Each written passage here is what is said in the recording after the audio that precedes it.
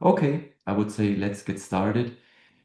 Good evening, everyone. Thanks for joining for our virtual Grand Rounds in Radiation Oncology. It's a pleasure having you yet again in our lecture series. You know it already quite well. We're now being established for a couple of years. We aim to present the latest science being presented by the top speakers in our field in a very interactive format. And this once we are again perfectly on time, Wednesday, the first Wednesday of the month, 5 to 5:30 p.m. We try to be very much on time, not taking too much of your precious time. So we'll start at 5 o'clock and we'll have 15 minutes presentation and then giving you 15 minutes for questioning and answers. So this should be an interactive format. Please ask any questions using the Q&A format. Lastly, or before we get started, many thanks to the societies which have been endorsing and supporting our virtual Grand Round lectures, the Estra Society, the Swiss and the Radiation Oncology, and the DEGRO, the German Society for Radiation Oncology. Also be reminded you might have missed one or the other virtual Grand Round lecture before. They are all being recorded. You can find the link on the bottom of this slide, and if you search it on Google, it is all being recorded and stored on YouTube, so there's nothing you can miss. What is today? We have a very important trial. I'm very proud and honored to have a discussion about the Supremo trial, where the 10-year survival data after post-mastectomy chest wall irradiation have just been presented and published in the New England Journal of Medicine. The publication date was November the 5th, meaning this is less than 1 month old. There was lots of discussion how to interpret the finding. I'm not taking too much time now, but the trial has not met its primary endpoint. The question is how to interpret it in today's practice of radiation oncology. I was just having a conversation with Dr. Russell before the first time when the trial was being discussed between the PIs. That was in 2002. So a long time, and now we're seeing the results, and the question is how to interpret it. It's a pleasure to have Dr. Nicola Russell with us. She's staff radiation oncologist, or has been staff radiation oncologist at the Netherlands Cancer Institute in Amsterdam, the Netherlands, one of the most famous and prestigious institutions we have in Europe. She has been a very long-term member of the EORTC Radiation Oncology Group and also of the Breast Cancer Group. And she's being here today as a co-chief PI of Suprema and the EORTC representative of the Trial Management Committee. So, Nicola, many thanks for joining us. Congratulations again for completing this journey, which took you almost a quarter of a century. And we're excited to hear the results, in particular, the interpretation from your side. Thanks for being with us today. So the title of my talk is The Effect of Post-Mastectomy Radiotherapy Selectively to the Chest Wall Following Mastectomy in 10 years survival in intermediate risk breast cancer. And I'm going to discuss the results of the MRC EORTC Big Supremo trial on behalf of the other investigators, and I have no disclosures. So at the moment, the basis for the current post-mastectomy radiotherapy guidelines, mostly based on the 2014 Early Breast Cancer Trialists Group overview of trials of patients who had undergone mastectomy, axillary dissection, and systemic therapy. And these trials, they were all including at least chest wall irradiation, along with usually also regional radiation. And this overview showed that the local regional radiation improved the local recurrence rate, any recurrence rate, and on the breast cancer mortality, even out to 20 years. Now, one of the trials which formed one of the backbones of this overview was the Danish trial of post-mastectomy radiotherapy in patients who had undergone CMF chemotherapy in stages 2 and 3 breast cancer. And that showed a 9% increase in survival at 10 years. However, at the time of publication in 1997, it was already known that the local regional recurrence rate was much higher in the trials than in contemporary series, and that the CMF-based chemotherapy was probably suboptimal. And the role of post-mastectomy radiotherapy was considered a research priority for patients with 1 to 3 positive nodes by the National Institute of Health in 2000. So the question for the Supremo trial was, does selective chest wall radiotherapy post-mastectomy improve survival in patients who also have optimal contemporary systemic therapy? And the reason for the chest wall is because the most frequent place of a local regional recurrence is on the chest wall after mastectomy. So the inclusion criteria were for patients who had had intermediate risk breast cancer following mastectomy, defined as patients with PT1N1 or PT2N1 or PT3N0, unilateral breast cancer, or PT2N0 if grade 3 and/or lymphovascular invasion as risk factors for recurrence. All patients had to undergo a mastectomy with a clear margin of at least 1 millimetre, and if node positive, an axillary nodal dissection, but if node negative, that could be either axillary nodal dissection, sampling, or a sentinel node biopsy. And all patients had to be fit for adjuvant or neoadjuvant chemotherapy, endocrine therapy if indicated, and post-operative irradiation.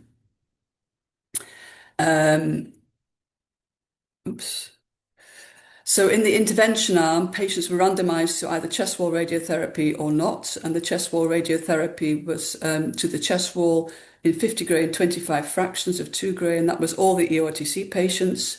Most of the UK patients got 40 gray in 15 fractions. CT-based treatment planning was recommended and done by most of the centres with megavolt X-rays. Electrons were permitted and the lung density correction was mandatory. We registered the lung and heart exposures and the radiotherapy technique, and also a quality assurance programme per centre, and also the first 5 patients was done. For the trial endpoints, the primary endpoint was overall survival. Secondary endpoints were local and regional recurrence, disease-free survival, metastasis-free survival, cause of death, acute and late morbidity, quality of life, and cost-effectiveness. There were also sub-studies. The Trans-Supremo collected tumour tissue and also blood from patients in the EORTC and UK sites. There was a toxicity and cardiac sub-study, quality of life, and also health economics. So to the results, this is the consort diagram. The patients were recruited between 2006 and 2013. A total of 1,679 patients were randomised. There were 308 patients from the EORTC, 12 from Switzerland from 3 centres, and 6 from Germany, from Berlin. In the intention to treat group, there were 799 patients in the no chest wall irradiation arm and 808 in the irradiation arm. This table shows the basic characteristics. It's a bit busy, but basically the average age was about 55. Most patients were aged between 45 and 69. About a quarter of patients were N0. Most patients had grade 2 or grade 3 tumours. About 20% were HER2 positive and about 11% were triple negative. And this shows the overall survival results. There was no difference between the patients who had chest wall radiation and no chest wall radiation at 10 years. The number of patients surviving 10 years in the irradiation group was 81.4% and 81.9% without irradiation, and there were quite narrow confidence intervals.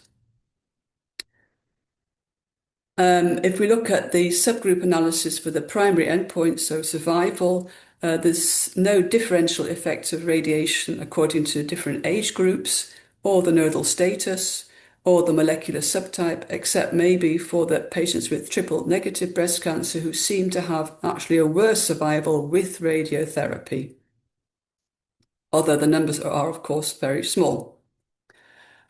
This is the Kaplan-Meier for the survival according to nodal status and radiation, and we can see that it's pretty much the same for patients with N0, which is the orange or the red lines, versus the patients with N plus disease. So this justifies actually the fact that grade 3 and lymphovascular invasion give a similar prognostic information to being node positive.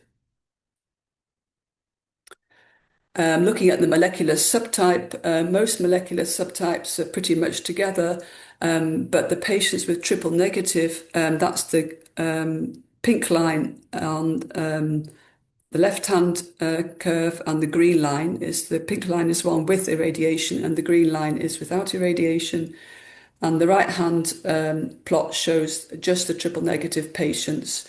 The blue one is with irradiation, and the red line is without irradiation, showing again the negative effect of irradiation on survival in the triple negative group, but again, small numbers. If we look at the effect of age group on survival at 10 years, we thought maybe the younger age groups would have a worse survival because we think that's a prognostic factor. But in fact, all the age groups were pretty much the same, except for the patients who were age 70 plus at inclusion. So by 10 years, they were 80 plus. So this seems to be a demographic factor. There's no difference between irradiated and unirradiated. Looking at the secondary endpoint of chest wall recurrence, there were only 29 chest wall recurrences in the whole trial. There was a reduction in chest wall recurrence with irradiation, but that was from 20 patients without irradiation to 9 patients with irradiation. So a reduction of less than 2% absolute. So yeah, there was actually an effect of radiation locally, but the absolute risk was so small, the absolute difference is also very small. If we look at the forest plot for the subgroup analysis for chest wall recurrence, we see that on the whole, there's a reduction in chest wall recurrence with irradiation independent of age group. Nodal status may be slightly more with the N plus patients. And these molecular subtypes, also again, the triple negative doesn't seem to have so much effect of the radiation. These are the Kaplan-Meier plots for the chest wall recurrence at over 10 years. And again, the lower curves are the patients with the triple negative breast cancers, the pink and the green ones. And that's given again on the left, the right-hand panel, showing compared to the other types of molecular subtypes, there's no reduction in chest wall recurrence with irradiation. For local regional recurrence, again, very low numbers, possibly a slight reduction with the patients who were node positive. And for metastasis-free survival and disease-free survival, there's no difference in the two groups whether or not they have irradiation to the chest wall. So in conclusion, for patients with 1 to 3 positive nodes or PN0 with other risk factors, adjuvant chest wall irradiation with optimal systemic therapy does not improve the 10-year overall survival, results in a clinically insignificant reduction in 10-year chest wall recurrence of less than 2% absolute. This is a lot less than what we were expecting when we started the trial. It had no impact on disease-free or metastasis-free survival. And we think that incremental improvements in multidisciplinary care probably explain the results. And so we think that adjuvant chest wall irradiation should be admitted in most patients meeting the eligibility criteria, or in fact the risk category for Supremo. So I have some points for discussion, but maybe we could throw it open to the group to see what you think. And then, oops, I was just going back. If there's any things people would like to say. Well, let me get started and congratulate and thank you. First of all, many thanks for the presentation, very clear. Also congratulate you for the fantastic conclusion of a very important trial. We had some exchange before, and there was obviously also some discussion after the trials have been shown the first time and being published, how to put it into daily practice. And many people struggle. What is the indication today for chest wall only radiation? The majority of patients have been node positive. They all had a lymph node dissection, which would not be a standard today. Many patients would be going for a regional irradiation. Um, and then how to interpret, how to put the Supremo trial into that context. Can you give us any interpretation and guidance? Um, yes, because can you see my screen now? I'm not quite Yeah. sure. Yeah. Um, so yeah, there's most of the guidelines are based on the older trials, and although the overview was published in 2014, it's still based on trials from the 1980s. So there's a big contrast between the results of our trial and the patients of the trials from the meta-analysis. And we think that's because the overall survival has improved dramatically since those trials in the 1980s. So the survival in those trials was around about 50%, and now it's around about 80% for this category of patients.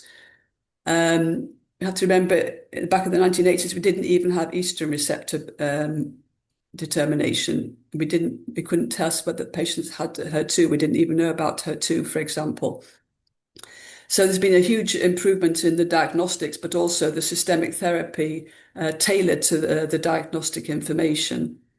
And we think that there's been a proposal that, let's get my slide, next one, that the impact of local therapy has a sort of inverted U-shaped curve. This is from Punglia, published in 2007. So with an increasing effectiveness of systemic therapy, there's an initial increase in the effect of local therapy like radiotherapy. So we think maybe at the top of the curve, that's the era of the Oxford Overview trials from 1980s. But as the systemic therapy further improves, the additional effects of the local therapy relatively decreases. And this is what we're seeing now with the Supremo, probably. Some of the things which, oops, sorry, I'm going a bit mad here.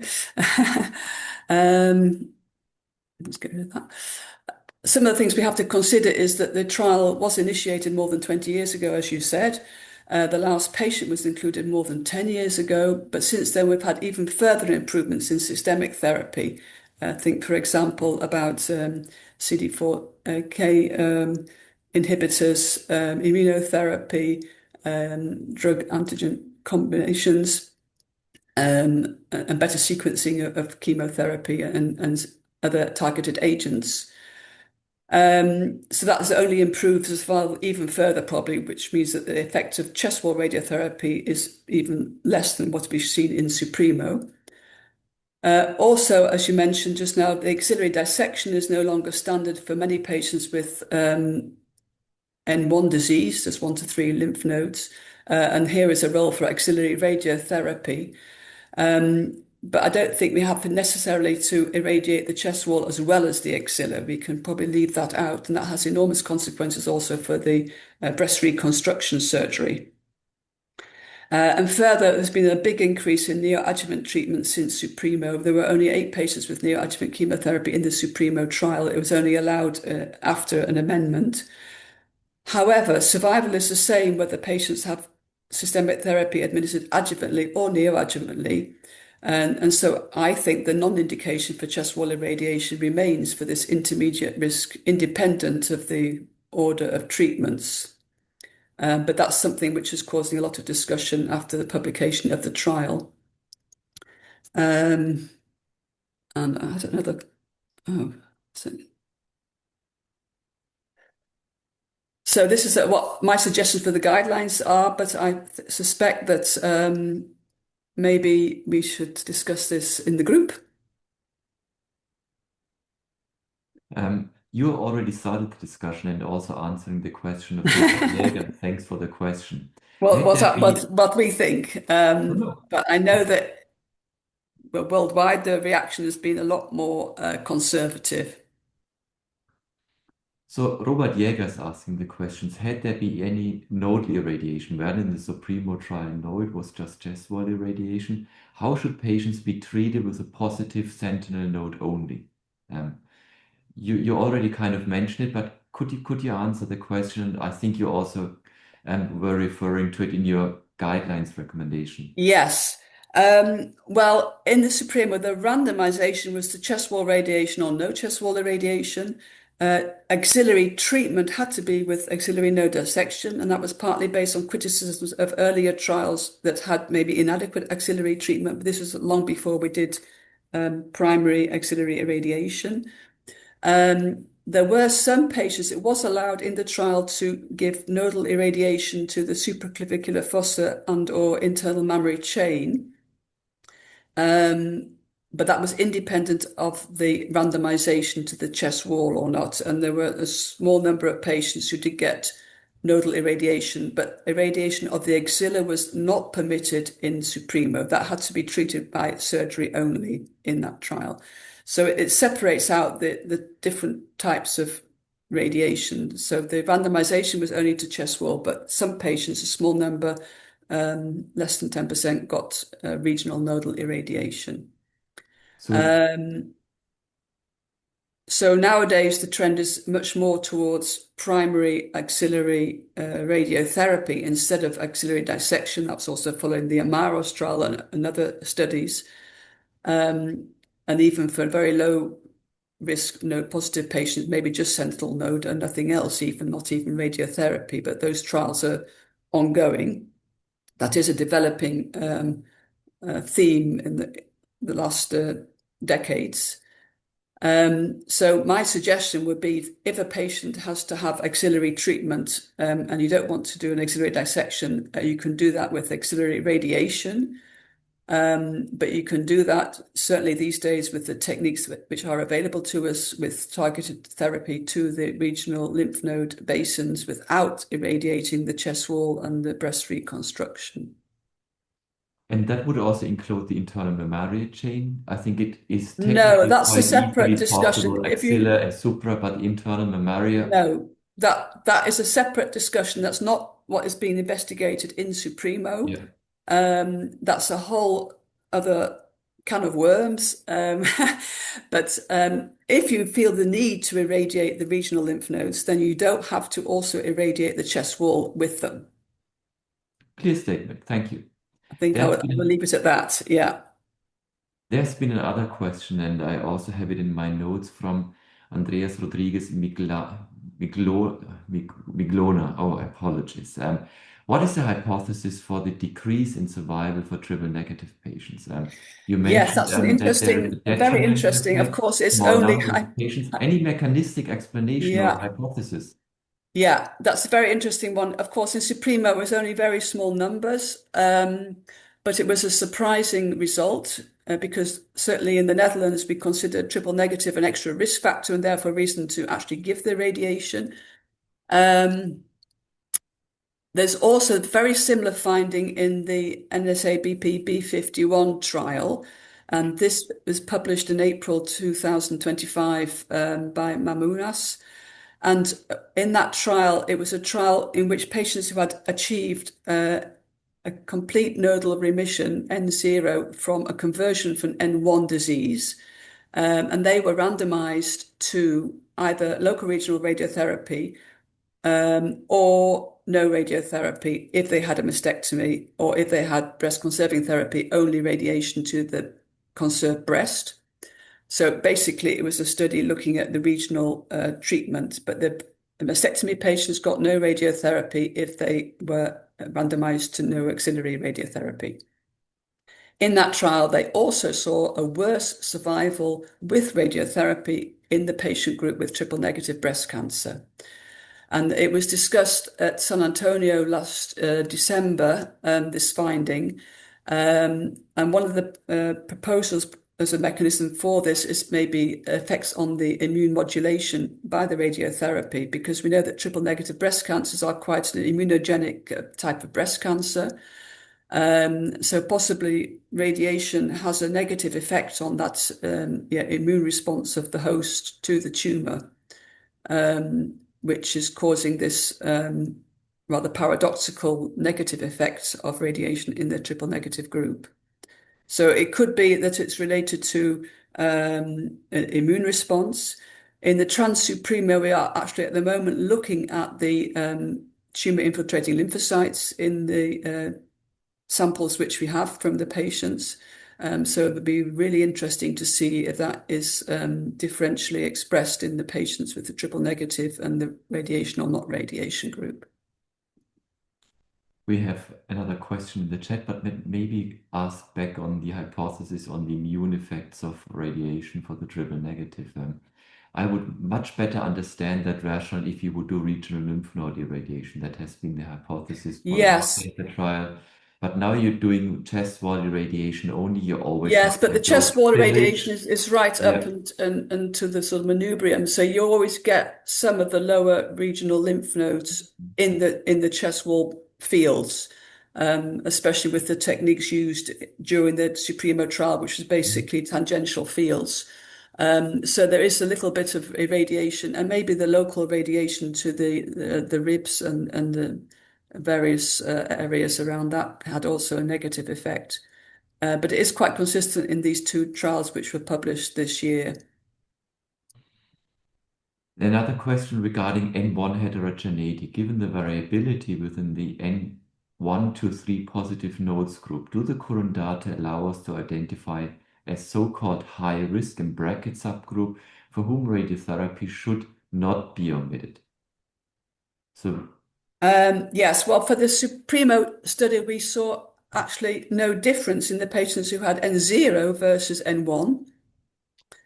So I think in general, the absolute number of lymph nodes is not so critical these days for determining prognosis compared to what it used to be in the 20th century.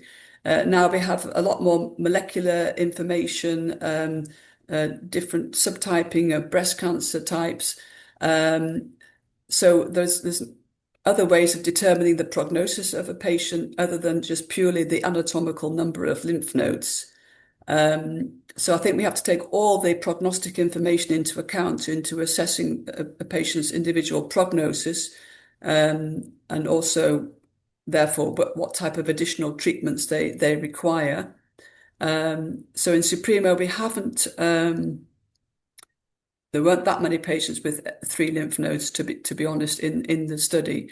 But it's not just the number of lymph nodes isn't the only thing which is important for determining prognosis. We saw that with the patient with no lymph nodes also had a similar survival, just as good or just as bad as the patients with positive lymph nodes in Supremo. So I think we have to take all the modern prognostic factors into account, not just purely the anatomical number of lymph nodes. there's one question, last question about the selection of the primary endpoint, which was overall survival. Why was it being chosen? Well, it's the most relevant endpoint in oncology still. What is the explanation for you on reduce the very low rate of chest wall recurrences? That was for me the most important finding and unexpected. I didn't expect it to be that low. Yeah. Is it systemic therapy only? Is it earlier? Is it better surgical outcome? What is your explanation here? Yeah. Well, to go back to the first question about the primary endpoint of being overall survival, in fact, overall survival is the most important endpoint in any trial, but usually we use surrogate endpoints, especially with breast cancer, which has a very long natural history. So we use surrogate endpoints like disease-free survival, etc. But in fact, the most important endpoint is overall survival. And also we wanted to take into account negative effects of radiation, for example, on higher rate of cardiac mortality or higher rates of secondary tumours. Although at 10 years, it's maybe a bit early to say anything about that. But I can say in the Supremo trial, we had very, very few secondary tumours. I think we had 7 secondary lung cancers in both treatment arms, less than 1%, and cardiac death was also less than 1% in both treatment arms. So very, very low levels of those serious side effects of radiation treatment. And yes, when we initially designed the trial, we assumed there would be between 5 and 15% local recurrences, and that was based on the data which we had at that time from other trials and other studies. But in fact, in recent years, and there have been several publications showing that the incidence of local recurrence, chest wall recurrence after mastectomy has progressively decreased in the last couple of decennia. And this is very, very, also, by the way, the number of axillary recurrences is also very low these days. And this is probably due to attention to various things, better diagnostics, better pathology, more attention to surgical detail as a result of that, but mostly improved systemic therapy, which has not only improved the chances of getting metastases and improving survival, but also reduces the chances of getting a local recurrence. And there's also this discussion about whether a local recurrence is actually a true local outgrowth of residual tumor, or is it actually like reseeding of metastatic cells in the original tumor bed? And they are related to each other. You can't completely tease out these two factors. So, yeah, we were surprised with the results of the trial because there was so few local recurrences, but that is consistent with more modern publications, more modern studies looking at more recent treatments, also from real life data. And the survival is, of course, so much better than what it was in the early 1980 trials, which were in the Oxford Overview. So because of these improved or reduced local recurrences, there's nothing much to gain, even though we've got a reduction by half of the local recurrences with radiotherapy. It's from 2.5% to 1%.